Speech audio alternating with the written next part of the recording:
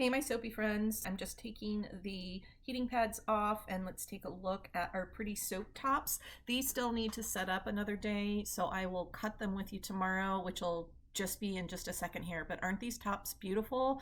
The different color from the ghost swirl, from our water content, that higher water content develops a little bit of ash on there, giving us this wonderful striking contrasting color.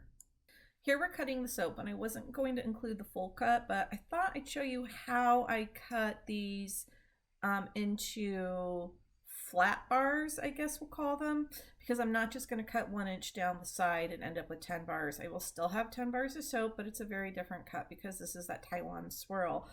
What I do is I slice the top off because I want a nice, even, flat top on the side. Then I cut the loaf horizontally in half.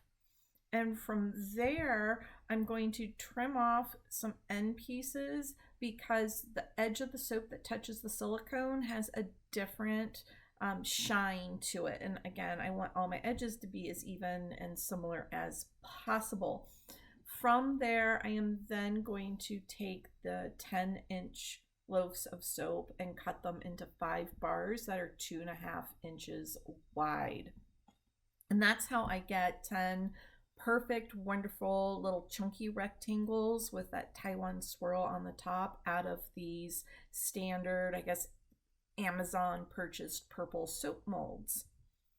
Also, showing you how I take all of that scrap and cut that up into little end pieces, and we'll package those up in a minute here too. I am going to bevel these, which I think you're seeing me do now. This is going kind of fast.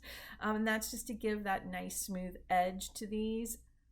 I know I tell you guys a lot of times I don't normally do that, but this is a custom order and it was requested that they have the beveled edges because they like that. So that's what we're doing with these. All right, my soapy friends, I hope you had fun making these soaps with me, that the forced gel phase with the ghost swirl gave you some ideas and some understanding about the saponification process and how it affects the final color of your soap as far as your water content, playing with that, manipulating that, and all that fun stuff. As always, got any questions, let me know, and happy soaping.